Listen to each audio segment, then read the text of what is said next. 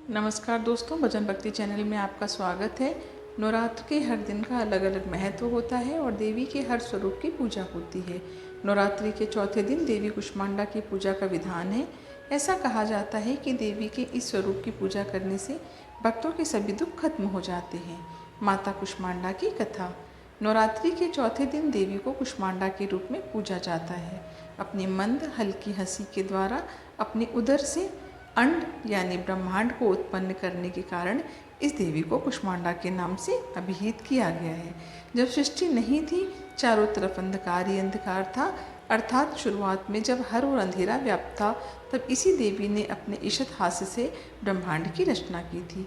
माना जाता है कि देवी कुष्मांडा ने ही इस संसार की रचना की थी। यही कारण है कि इन्हें सृष्टि की आदि स्वरूपा और आदि शक्ति भी कहा जाता है। एक पौराणिक मान्यता के मुताबिक माँ कुष्मांडा से तात्पर्य है कुम्हड़ा। कहा जाता है कि संसार को दैत्यों के अत्याचार से मुक्त करने हेतु माँ दुर्गा ने देवी कुष्मांडा का अवतार लिया था। इस देवी का वाहन सिंह है। संस्कृत में कुम्हड़े को कुष्मांड कहते हैं, इसीलिए इस देवी को कुष्मांडा के नाम से जाना जाता है। अष्टभुजा देवी अपने हाथों में धनुष, बाण, कमल पुष्प, कमंडल, जपमाला, चक्र, गदा और अमृत से भरपूर कलश रखती हैं। विद्वानों के अनुसार भगवान सूर्य को माँ कुष्मांडा का निवास स्थान माना गया है। साथ ही कहा जाता है कि देवी के इस स्वरूप की पूजा करने से भक्तों के सभी दुख खत्म हो जाते हैं। मान्यता है कि जो भी व्यक्ति विधि विधान से माँ की पूजा करता है, देवी के तेज के प्रताप से वो रोग मुक्त हो जाता है। ऐसा माना जाता है कि सच्चे मन से देवी की आराधना करने से यश, बल, आयु, सम्मान और स्वास्थ्य में वृद्धि होती है। देवी कुष्मांडा के मंत्र। या देवी सर्वभूतेषु माँ कुष्मांडा रूपेण संस्थिता। नमस्तस्यै नमस्तस्यै नमस्तस्यै नमो नमः। देवी दुर्गा के चतुर्थ स्वरूप को वरदात्री माना गया है। कहते हैं कि देवी का यह स्वरूप अत्यंत शांत और सौम्य है। माता कुष्मांडा की उपासना करने वाले लोगों की मनोकामना बहुत जल्द पूरी होती है। जय जय माँ कुष्मांडा, तू ही अब हमें संभाल, हम हैं अब तो तेरे भरोसे, दाती अपनी दीन दयाल। मान्यता है कि माँ कुष्मांडा को हरे रंग का भोग अति प्रिय है। हरे रंग के फल जैसे मौसमी, अंगूर, शरीफा और हरे केले का भोग माता को लगाया जाता है। साथ ही इन्हें नारियल की भेंट भी अवश्य चढ़ाएं। कहते हैं कि देवी कुष्मांडा को जो व्यक्ति नारियल की भेंट अर्पित करता है, उसकी सभी मनोकामनाएं पूरी होती हैं।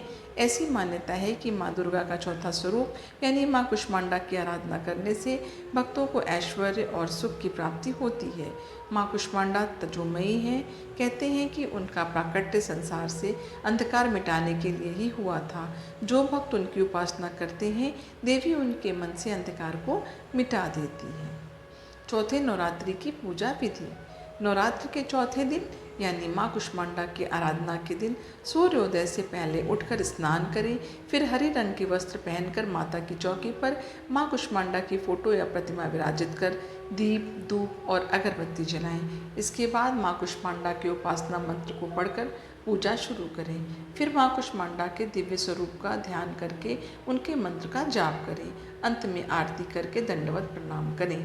कहते हैं कि देवी कुष्मांडा अल्प सेवा और अल्प भक्ति से ही प्रसन्न हो जाती हैं और साधक सच्चे मन से इनका शरणागत बन जाए तो उसे अत्यंत सुगमता से परम पद की प्राप्ति हो जाती है।